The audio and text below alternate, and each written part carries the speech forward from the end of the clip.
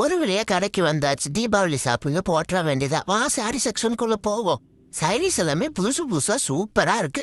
இது என்ன தங்க கலர்ல அம்மானி கட்டின சேலை மாதிரி இருக்கே, சூப்பரா இருக்கு. இந்த சேலையோட ரேட் என்னப்பா தம்பி? மேடம் இந்த சேலை வந்து 4000 ரூபாய். என்னது 4000 ரூபாயா? இது ரொம்ப ஓவர்ப்பா. மேக்சிமம் போனா 400 ரூபாய் தான் தேவை. உனக்கும் வேணாம் எனக்கும் வேணாம். 1000 ரூபாய்க்கு ஃபிக்ஸ் பண்ணிடுறேன். இந்த சேலையை நீ குடுப்பியா மாத்தியா? ஏன்னா நான் பக்கத்து கடையில போய் வாங்கிட்டேன்.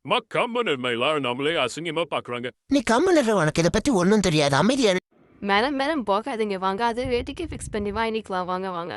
அப்படியா? சரி வா பில் போட போலாம். என்னப்பா தம்பி 1000 ரூபாய் தானே? இல்ல வேற எதுவும் டிஸ்கவுண்ட் இருக்கா? அதெல்லாம் ஒன்றும் இல்லைங்க மேடம், நீங்கள் அமௌண்ட் விட்டு கொடுங்க போதும். இந்தாங்க உங்கள் சேலை பைய வாங்கிக்கோங்க. சரிப்பா தம்பி, இந்த கட்டப்பை போதாது. எனக்கு இன்னும் 2 கட்டப்பை சேர்த்து கொடு. இன்னும் 2 கட்ட பையா? ஆமா இந்த 2 கட்டப்பை சேர்த்து கொடு. அப்பதான் நல்லா இருக்கும். 4 பேத்துக்கு நான் இந்த கடையை பத்தி பெருமையா சொல்லலாம். சரி மேடம், இந்தாங்க நீங்கள் கேட்ட மாதிரி 2 கட்ட பை சேர்த்து எக்ஸ்ட்ரா வச்சுக்கோங்க. அடிக்கடி நம்ம கலப்புக்கு வாங்க. அப்பாடா, ஒரு வழியா விலையும் குறைச்சு பேசியாச்சு. எக்ஸ்ட்ரா 2 கட்டப்பையோ வாங்கியாச்சு. இப்பதான் நிம்மதியா இருக்கு.